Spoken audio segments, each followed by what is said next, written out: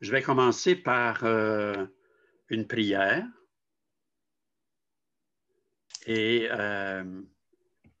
je dirai la fin de qui est cette prière, mais ce n'est pas moi. Prends-moi, Seigneur, dans la richesse de ton silence,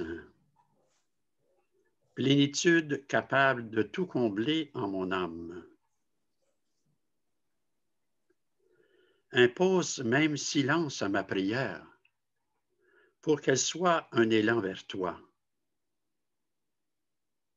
Fais descendre ton silence jusqu'au fond de mon être et fais remonter ce silence vers toi en hommage d'amour. Saint Jean de la Croix. Je vais commencer par une histoire.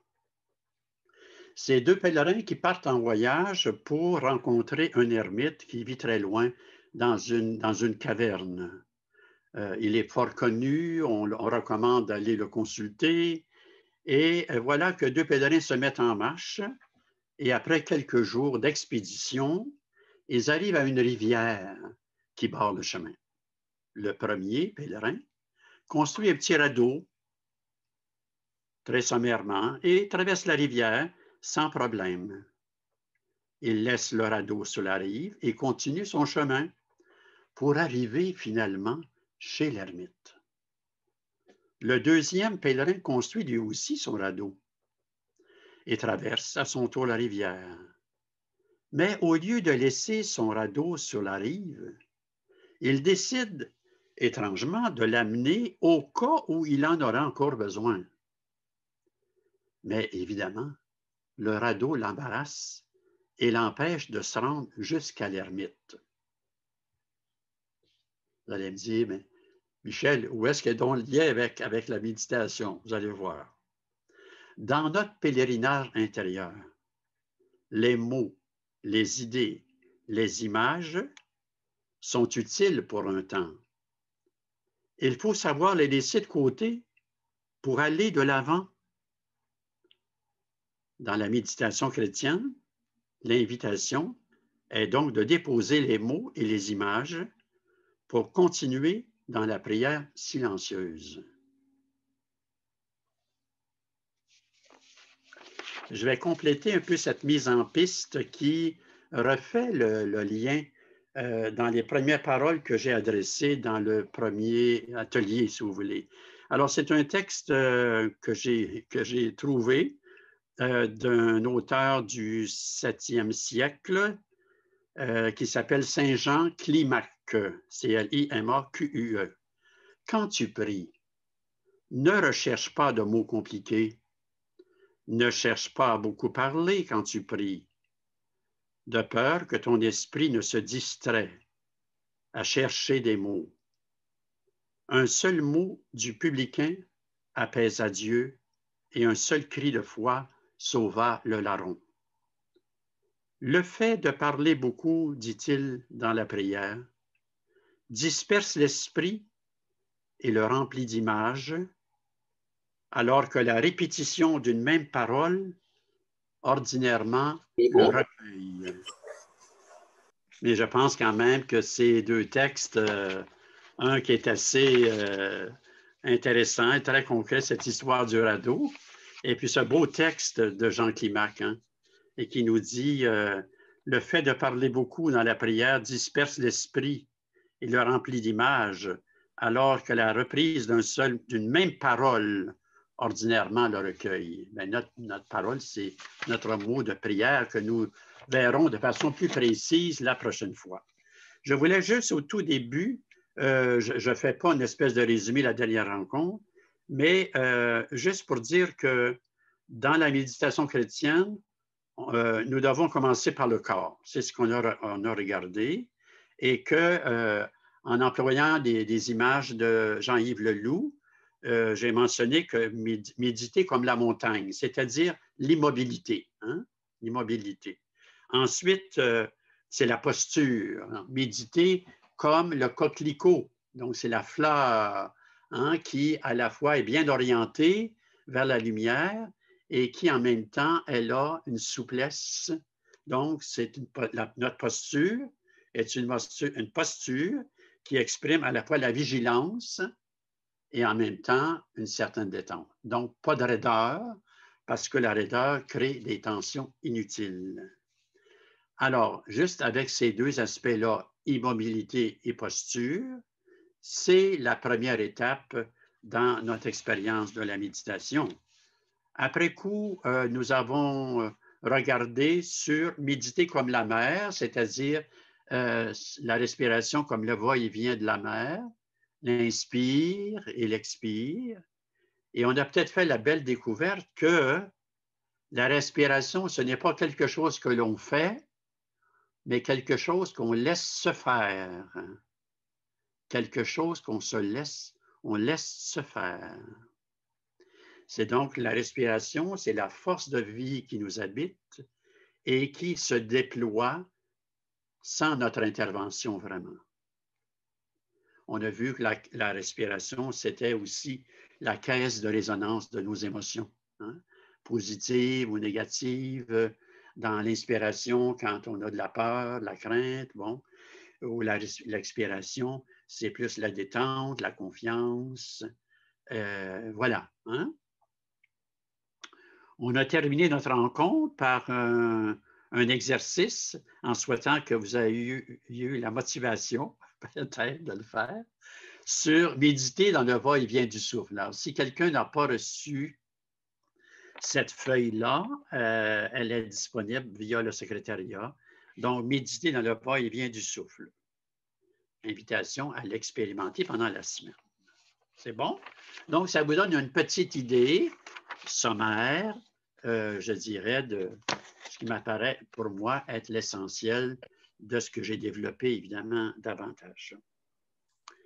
Alors, les fameuses distractions. Mais les distractions dans la méditation, c'est un fait. Elles existent bel et bien. On ne peut pas s'en faire à croire. Elles sont là, bien présentes, et par moments, elles ont l'art un petit peu de nous importuner. Mais c'est un fait, les distractions. Deux petites histoires ici. Un vieux père du désert appelé Peumen, on trouve d'ailleurs dans les dits des pères du désert, rencontra un jour un jeune moine, qui était tout fringant et qui se plaignait d'avoir des distractions pendant sa prière. Alors, il va consulter son vieux père en souhaitant qu'il va lui donner des conseils extraordinaires par rapport à l'existence de ces distractions. Alors, le bon vieux lui dit, « Ben, essaie donc de gonfler ta poitrine puis de retenir le vent. » Alors, le jeune moine est tout offusqué. Il dit, « Tu parles d'une question? » Alors, le jeune moine répond, « Mais je ne peux pas, évidemment, le faire. » Alors, le vieillard lui répondit, « Si tu ne peux pas faire cela, retenir le vent, tu ne peux réussir à empêcher les pensées de venir. » Autre exemple, Thérèse d'Avila. Thérèse d'Avila comparait l'esprit humain à un navire à bord duquel les matelots se sont mutinés. Ils ont ligoté le capitaine et à tour de rôle, les matelots ont prétendu se rendre à bon port. Donc, chacun se succède à la barre, mais ils n'ont pas d'expérience. Et finalement, le bateau se fracasse sur les rochers. Réponse de Thérèse d'Avila. Tel est notre esprit agité de pensée qui nous entraîne en tous sens. Les distractions, les vagabondages de l'esprit font partie de la condition humaine. Et que ça, je te dis que ça désamorce des affaires, je trouve, moi. Quand j'ai trouvé cette phrase de Thérèse d'Avila, je me suis dit, ben, coudonc, pourquoi qu'on va se fatiguer? Pourquoi qu'on va se culpabiliser? Et elle dit plus loin, son conseil, se prendre avec patience, sans se culpabiliser ou encore se décourager. Il y a une parole de sagesse, là. Il me semble que ça vaudrait le coup de graver ça dans notre mémoire. Les vagabondages de l'esprit font partie de la condition humaine. Donc, que des pensées surviennent pendant la méditation, pourquoi on se surprendrait? Ça veut donc dire que c'est normal et c'est habituel. D'une méditation à une autre, bien sûr, on est confronté, je dirais, à un nombre varié de distractions. Ce n'est pas toujours la même chose, ce n'est pas toujours la même intensité, heureusement d'ailleurs, pour nous. Alors, ça reste que personne ne se trouve à l'abri des distractions pour passer une espèce de demi-heure délicieuse, comme si on s'exposait au soleil, puis tout se passe tellement bien. C'est pas comme ça que ça se passe. Le réalisme nous prend de court. Accepter les pensées qui vont et viennent pendant les méditations. Il me semble que ça nous dispose aussi dans l'ordinaire de la vie à accueillir ce qui nous arrive et sur lequel nous n'avons pas nécessairement de contrôle. Nous aimerions que ce soit autrement. On rêverait peut-être que ce soit autrement.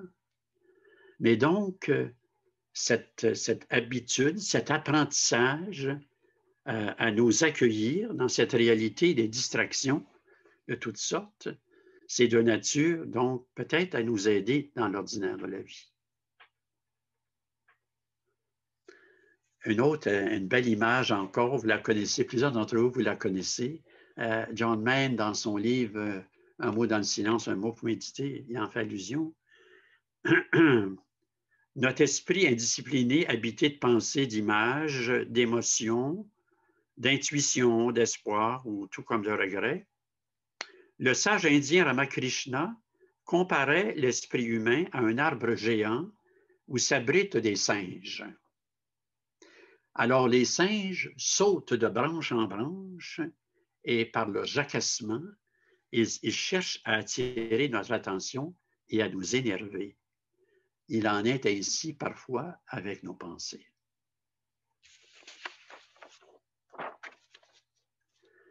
La pratique de la méditation fait penser aussi à l'immobilité du nappe d'eau. Il m'est arrivé à quelques reprises d'aller au Mont-Royal, puis il y a un bel étang qui est assez grand là. Et donc, par moment, il n'y a pas de vent, et puis c'est beau, c'est presque cristallin. Et puis voilà que tout à coup, le vent s'élève ou que quelqu'un lance une petite pierre dans l'étang. Et puis voilà que l'eau se brouille. Hein? L'eau se brouille, s'agite. Mais assez rapidement, l'eau retrouve sa stabilité normale. Alors, les distractions qui viennent à notre esprit ne sont que des ondulations passagères. Pour un moment, elles agitent bien sûr notre esprit, mais celui-ci retrouve, après un certain temps, un peu de calme. Celle-là, je ne l'ai pas inventée, c'est du John Maine. Dans Méditer chaque jour et trouver la paix intérieure, 18 janvier. 18 janvier. Vous allez me dire, ah, Michel, il n'est pas à court dans ses affaires. On peut trouver du bon aux distractions. Ah oui, trouver du bon, alors qu'en soi, pour nous autres, c'est un embarras. Hein? Parfois, c'est un embarras. Non, on peut trouver du bon aux distractions, dans le sens que ça nous empêche de nous endormir. Hein, je disais la semaine passée qu'on ferme nos yeux, c'est comme se disposer au sommeil, ça. Alors que dans la méditation discursive, ben, on est actif, on réfléchit, il y a des idées. Bon, mais là, c'est comme, ça nous demande une certaine vigilance. Donc, elle nous aide à nous tenir éveillés. Et puis, l'autre point qui est important, à mon point de vue, ça aide à travailler un peu notre ego pour avoir un cœur plus simple, plus humble. Avec le temps, avec une pratique assidue, les distractions vont diminuer, perdre leur intensité, et nous allons trouver un certain calme intérieur. J'aime bien dire le mot, un certain calme intérieur. L'autre chose qui est importante à retenir, c'est que la qualité, et là-dessus, je renfonce le clou très souvent, la qualité de notre méditation ne se mesure pas nécessairement à l'absence de pensée. La qualité de notre méditation ne se mesure pas nécessairement à l'absence de pensée, mais à l'habilité de revenir à notre mot de prière et d'avoir une certaine facilité d'être un peu plus libre par rapport aux pensées du fait de la reprise, de reporter doucement notre attention à notre mot de prière. Et le dernier point par rapport à tout ça, comme introduction, les bienfaits, c'est dans la vie quotidienne que nous trouvons les bienfaits de la méditation.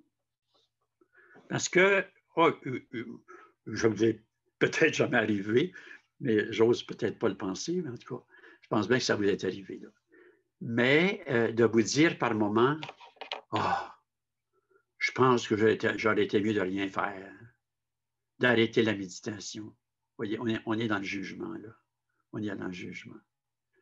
Alors, pensant que c'est inutile. Et donc, on est sur la mauvaise piste.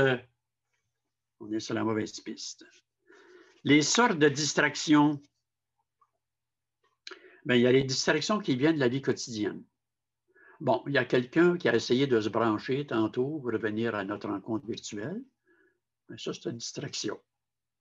J'ai fait ma liste d'épicerie.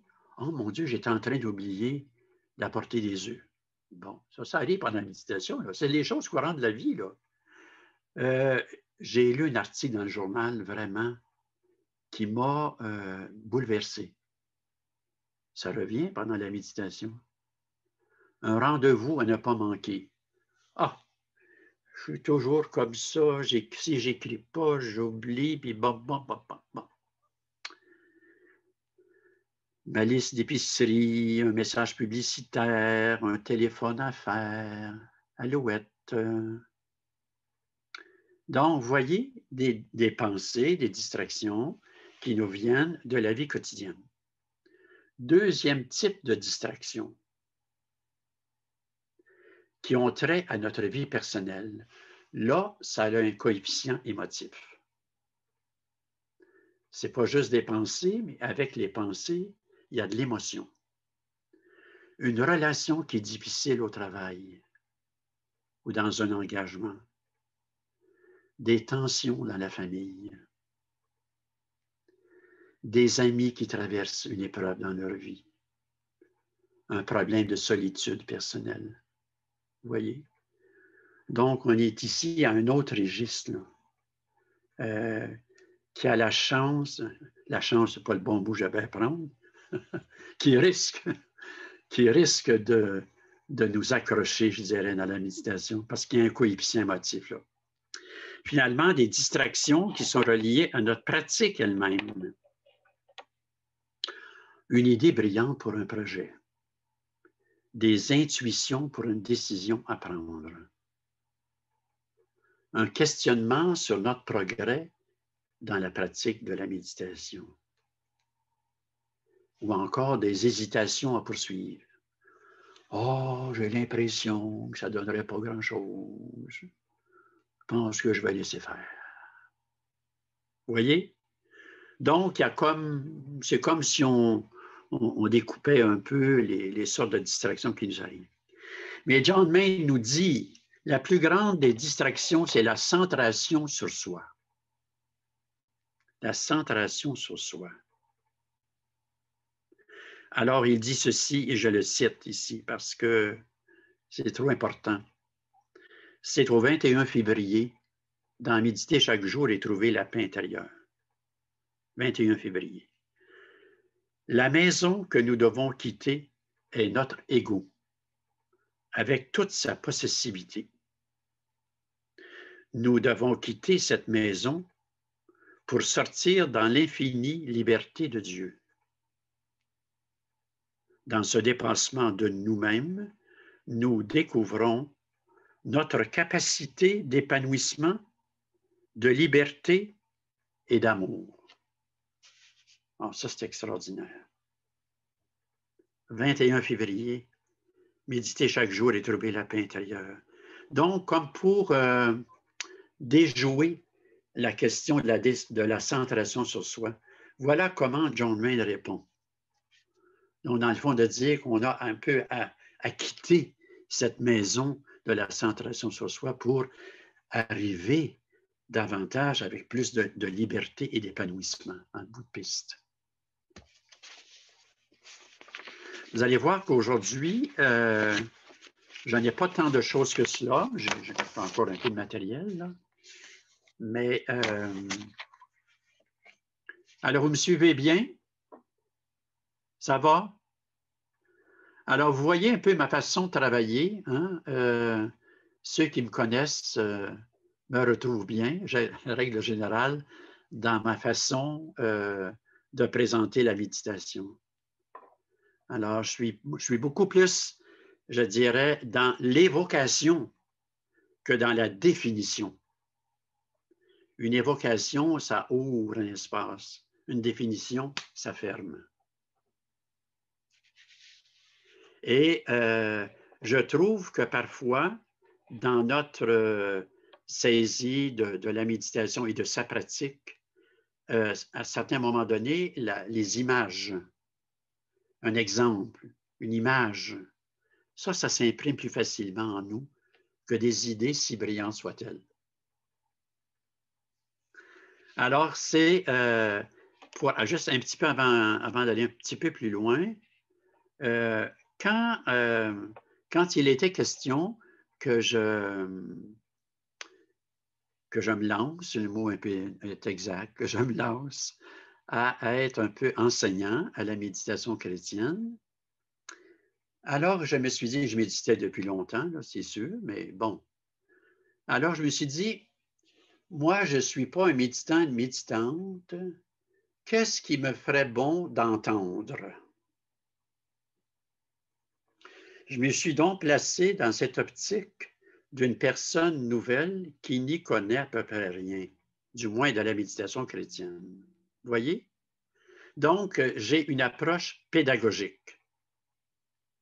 Dans le sens, c'est quoi un petit peu des outils, comment je peux comme encourager, solidifier quelqu'un qui commence à méditer ou qui médite depuis un certain temps et qui lui arrive de se poser 56 questions. C'est évident que dans l'espace que nous avons, c'est sûr qu'on va avoir un espace de conversation, là, comme j'ai fait la dernière fois. Hein? Alors, vous n'allez pas m'écouter pendant 45 minutes quand même. Bon, alors, quoi faire avec les pensées, les émotions et les images qui montent en toi pendant la méditation? Moi, j'ai réussi à identifier, disons, 3 points de repère qui m'apparaissent particulièrement aidants. La première, par rapport aux pensées, émotions et images, c'est de ne pas les chasser à tout prix. Bon, des fois, j'ai entendu « Ah, je n'ai pas réussi à la méditation, je ne réussissais pas à chasser, à me débarrasser des pensées. » Vous voyez? C'est comme une intervention, là. Là, c'est le commando qui sort. Puis les pensées, tout ça, vous allez vous tasser. Là. Ça, c'est une attitude répressive. Une attitude répressive qui ne fait qu'augmenter la tension intérieure.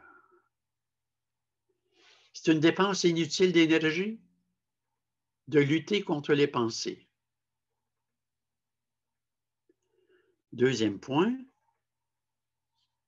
devant les pensées de toutes sortes, les images, les émotions qui sollicitent l'attention, il s'agit de reporter son attention. Oh, excuse-moi, non. Il s'agit de ne pas entrer en dialogue avec elle. Essayez de ne pas entrer en dialogue. Oh, des fois, on a une pensée, on dit « Oh mon Dieu, c'est intéressant ça. Je vais réfléchir un peu à ça là, pendant un bout de temps. » Surtout, c'est la question mettons, des intuitions. Et des fois, on se trouve bien bon, là, puis on dit « Ah, il me semble que ça, c'est intéressant, puis je devrais continuer un peu à réfléchir là-dessus. » Ça, c'est une belle tentation qui nous arrive par moment, parce qu'on se trouve bien intéressant. Donc, il s'agit de ne pas entrer en dialogue avec pensée, image, émotion et de les ignorer. De les ignorer. Alors, peut-être qu'on a traité les pensées comme un bruit à l'extérieur. Hein? Je ne sais pas comment, où et comment vous méditez, là, mais il y a des bruits extérieurs. Là. De ce temps-ci, ils ont passé la gratte. Il y a eu de la neige hier en soirée. Bon, alors, il y a un bruit, et sur le coup, le bruit devient un peu insistant, envahissant, et puis normalement, petit à petit, le bruit diminue. Le bruit diminue. Alors, il en est de même avec les pensées.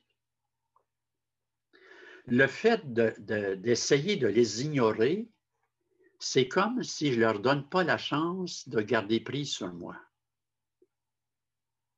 C'est donc un peu comme un bruit, le bruit qui s'estompe, et quand je ne porte pas attention au bruit, mais je le laisse passer, et si je ne porte pas attention vraiment aux pensées qui viennent, aux images, aux émotions, bien, il y a des bonnes chances que tout doucement, ça se résorbe. Donc ça, c'est le deuxième point de repère. Quoi faire avec pensée, émotion et image.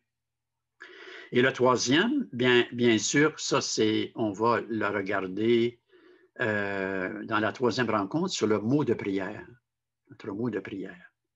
Au milieu des pensées qui vont et qui viennent au cours de la période de méditation, il s'agit donc de reporter son attention aimante à son mot de prière, avec simplicité, avec confiance, avec humilité, persévérance. Alors, grâce à notre mot de prière, Maranatha, viens Seigneur. Alors se produit un certain détachement. Vous voyez, ce n'est pas nous, ce n'est pas nous dans un sens qui agissons sur les pensées. C'est par la reprise avec notre mot de prière. C'est comme si notre mot de prière était un peu comme une charrue hein, qui dégage le chemin des pensées.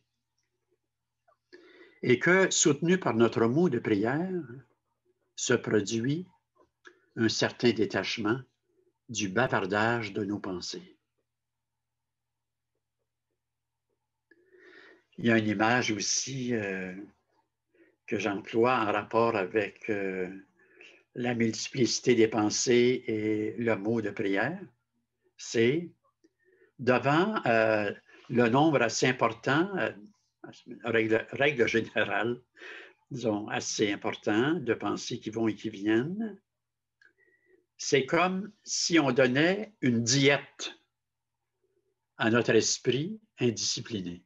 À la multiplicité des pensées, on donne une sorte de diète qui est le recours à notre mot de prière.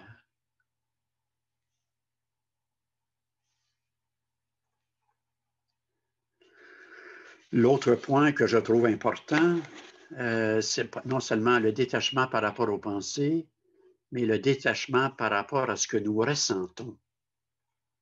Ce que nous ressentons dans la méditation, dans la période de méditation. Alors, cette courte réflexion ici, elle s'inspire de Thérèse d'Avila. Que tu éprouves de la consolation une certaine sécheresse ou le sentiment qu'il ne se passe rien, reviens à ton mot de prière. Tu médites en silence, cherchant à te rendre le plus totalement présente à Dieu qui t'est présent totalement. Et non pas parce que tu ressens sa présence. Alors ça, c'est essentiel, hein?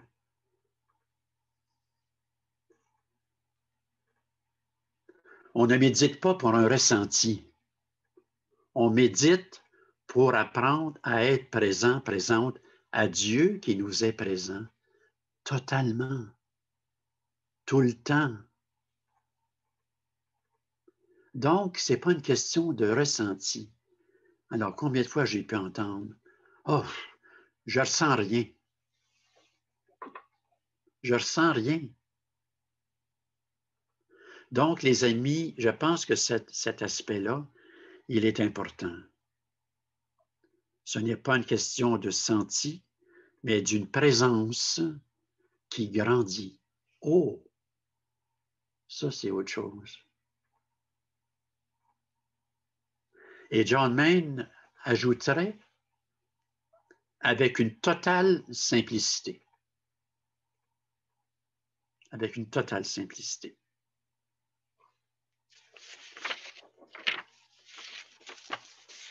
Là, ça fait une bonne demi-heure que vous m'écoutez. Au moins, une bonne demi-heure. Je pense que ça va être utile qu'on se lève un petit moment, juste 2-3 minutes, hein, pour se détendre un petit peu, hein, respirer. Et puis, bien, on va continuer notre petit bout de chemin. C'est bon? Alors, on va juste se lever. Je pense tantôt qu'on pourrait, avant qu'on se donne un espace de partage, je pense que ça vaudra le coup qu'on prenne, disons, 10 minutes, hein, pour simplement se déposer. Et dans le fond, même si c'est court, bien, ça nous permet d'habiter vraiment à l'intérieur. Quelque chose auquel je n'avais pas pensé, mais je crois que ça pourrait être intéressant. Hein? Il y a quelque chose que j'avais pensé faire au tout début, puis je l'ai oublié. C'est la question, la semaine passée, j'ai fait référence au catéchisme de l'Église catholique. Oh, ça ne m'arrive pas souvent de faire ça, là. Pas parce que je n'aime pas le catéchisme de l'Église catholique, mais bon, il y a quand même un bon nombre de réflexions intéressantes là-dedans, c'est sûr. Donc, sur le chapitre de la prière, dans le catéchisme de l'Église catholique, voici comment on définit la méditation. Et vous allez comprendre tout de suite que ce n'est pas ça du tout que nous faisons. Vous dites, mais si ce n'est pas ça, qu'est-ce qu'on fait? Bon, au numéro 2708 du catéchisme de l'Église catholique. Voici comment on parle de la méditation. La méditation est une recherche priante qui met en œuvre la pensée, l'imagination, l'émotion, le désir. Et là, on fait allusion à méditer, par exemple, les mystères du Christ, comme dans la Lectio Divina, ou encore le rosaire. Mais il va y avoir une petite note qui dit « La prière chrétienne doit tendre plus loin à la connaissance d'amour du Seigneur Jésus, à l'union avec lui. » Qu'est-ce qu'on fait dans la méditation chrétienne? On aura l'occasion de dire, ben, je pense qu'il y a une partie dont on n'est pas là-dedans. Là. Hein? Ce n'est pas une question de s'opposer, mais on n'est pas à cette enseigne-là. Hein? On n'est pas à cette enseigne-là. Là. C'est bon. Un petit peu plus loin, dans le catéchisme de l'Église catholique, on parle de la prière à Jésus. C'est drôle, j'ai toujours pensé que c'était la prière de Jésus, là, ou appelée encore la prière du cœur. Donc, on parle de Jésus, puis qu'est-ce qu'on fait avec Maranatha? Viens, Seigneur. Où vient Seigneur Jésus? Alors, dans le catéchisme 2666 et suivant, le nom de Jésus est le seul qui contient la présence qu'il signifie. Oh! Ça veut donc dire que ce n'est pas juste un mot pour un mot. C'est un mot qui est porteur d'une présence. Jésus. Maranatha. Viens Seigneur Jésus. L'invocation du saint nom de Jésus est le chemin le plus simple de la prière continuelle. Souvent répétée par un cœur humblement attentif, elle ne se disperse pas dans un flot de prières, de paroles. Elle n'est pas une occupation à côté d'une autre, mais l'unique occupation, celle d'aimer Dieu, qui anime et qui transfigure toute action dans le Christ Jésus. Mais vous savez très bien, la prière dite de Jésus et la méditation chrétienne, c'est dans la même famille spirituelle, ça. Alors, si des fois on se demande, est-ce qu'on est à côté de la coche avec la méditation chrétienne, je pense bien qu'on a la réponse. Hein? On a la réponse ici. Alors, je remercie Lucie, elle m'a mis sur cette piste-là, Lucie, des hôtels. Tu as vu que ce n'est pas tombé dans l'oreille d'un sourd. Et j'ai réussi à trouver donc le catéchisme, on l'avait dans la maison. Et donc, je l'ai parcouru. Donc, la méditation, et ce qui est assez embêtant, c'est que John Main, du moins en anglais, il parle de Christian meditation. Or, quand John Main parle de meditation, il ne parle pas du tout dans le sens de ce que j'ai dit tantôt, une recherche qui met en œuvre la pensée, l'imagination, l'émotion et le désir. Tout à fait à l'opposé de ça. C'est pour ça que quand il y a des gens qui entendent parler méditation chrétienne, ah oui, c'est la prière discursive, ça. Vous réfléchissez? Pas du tout. Pas du tout. Vous voyez? Donc, en anglais, quand on utilise l'expression Christian meditation, en fait, John Main, il va parler par moment de meditation et à d'autres moments contemplative prayer. Ah, voilà. Là, on se retrouve ici, là. Contemplative prayer. Dans l'école de Thérèse d'Avila, l'oraison, ce qu'on appelle l'oraison, à un moment donné, elle aborde ce qu'elle appelle l'oraison de recueillement ou l'oraison de quiétude. Mais ça veut dire qu'on est dans le silence, l'oraison de quiétude. Bon. C'est peut-être un petit peu technique ce que je viens de vous dire, là, mais c'est quand même pas bête de savoir que quand on lit en français les ouvrages autant de John Main que de Freeman, le mot méditation n'avait pas dit place à la réflexion du tout. Good. Ce que je veux compléter, vous l'avez reçu dans les choses que Marc vous a envoyées, du temps pour méditer et l'endroit pour méditer. Je pense que c'est intéressant on s'y arrête un petit moment. Alors, si on tient vraiment à la méditation, nous aurons à lui consacrer du temps. C'est incontournable. Parce qu'on a le temps que le temps que l'on prend. Et cela, c'est en fonction de nos centres d'intérêt, de nos priorités personnelles.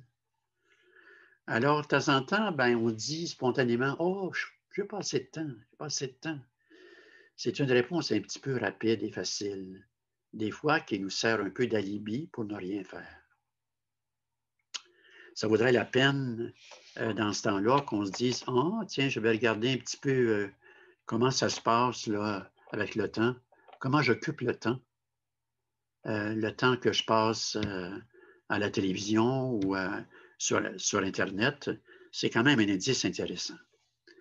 La méditation est donc appelée à rythmer nos journées, idéalement, le matin et le soir. Avec le temps, et encore là, vous voyez, ce n'est pas un coup de volonté, avec le temps, avec la pratique et les bienfaits que nous ressentons de la méditation, voilà que tout doucement, nous trouvons le moyen d'aménager un deuxième espace pour la méditation. Moi, je dis, l'idéal, c'est de pouvoir méditer 2 fois par jour, le matin et le soir. Et j'aime mieux quelqu'un qui me dit, je vais commencer le matin parce que c'est le moment qui me convient, ou une autre personne, c'est le soir. Et c'est très bien comme ça.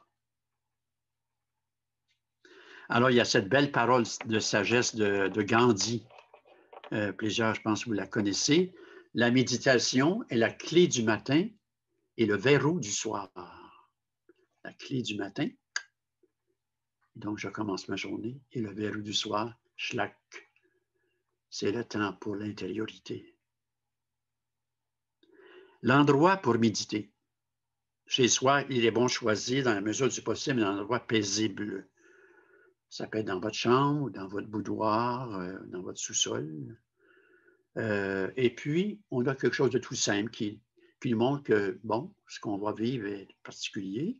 Ça peut être une bougie, une icône, le livre de la parole. Ça nous sert d'éléments visuels. Hein? On a besoin de ces relais visuels-là qui nous rappellent, ah, c'est vrai, j'ai rendez-vous. J'ai rendez-vous pour la méditation.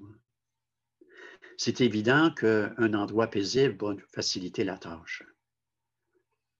Mais, comme j'ai dit, je pense peut-être jeudi soir, en Zoom, on médite dans le mouvement de la vie.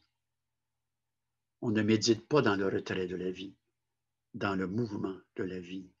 Donc, il s'agit de choisir un moment qui pourrait nous être davantage favorable pour nous déposer dans le silence.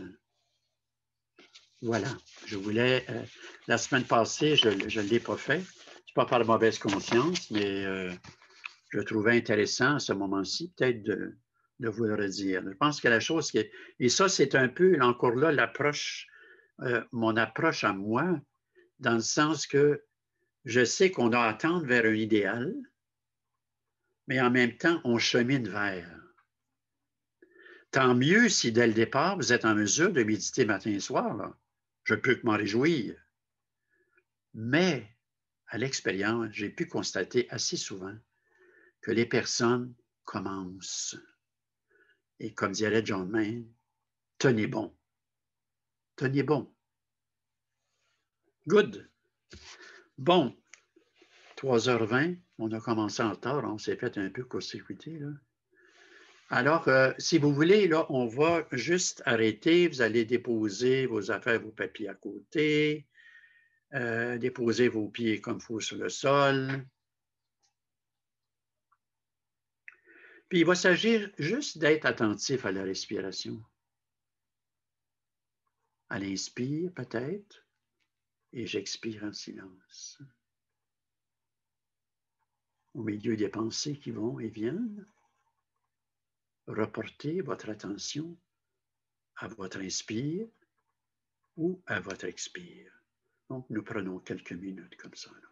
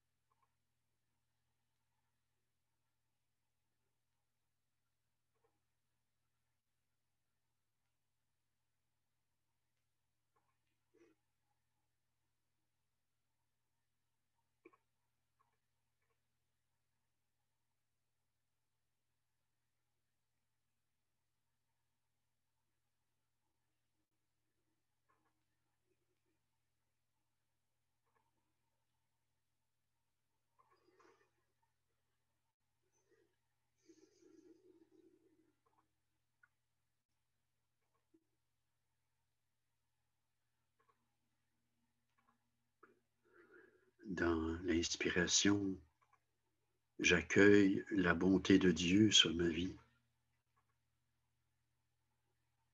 Je me laisse porter par sa compassion. Je me reçois de lui, de la vie qui est un don. Dans ma respiration et dans mon expiration, je laisse aller, j'abandonne, j'expire tout ce qui est lourd pour moi peut-être à porter.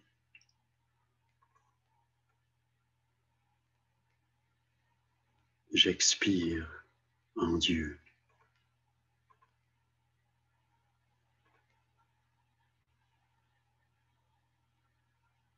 Et c'est Dieu qui respire avec moi et en moi.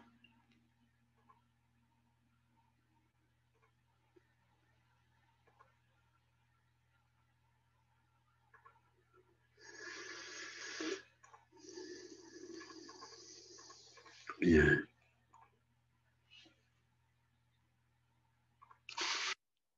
Alors nous reprenons ensemble, doucement, avec ce bout de chemin que nous avons fait cet après-midi, donc le deuxième atelier qui portait sur les distractions. Quoi faire avec? Et en fait, le vrai défi par rapport à tout ça, c'est pas tellement le fait des distractions elles-mêmes que de notre façon de réagir devant les pensées. On s'inquiète, on se bouleverse pour rien, on se juge, on se culpabilise en se disant « Oh, j'y arriverai jamais ». Vous voyez, c'est là souvent que se joue le vrai défi. Voilà. Bon, alors, si vous êtes toujours alerte, hein, c'est important que je puisse vous entendre. Ceux qui veulent bien s'exprimer dans ce que vous avez entendu, qu'est-ce qui a été bienfaisant, réconfortant, éclairant peut-être pour vous à travers, disons, ces quelques points de repère, dire comment cheminer dans la méditation tout en reconnaissant les pensées, elles sont là, et comment on est capable de continuer à être présent avec et parfois en dépit d'eux.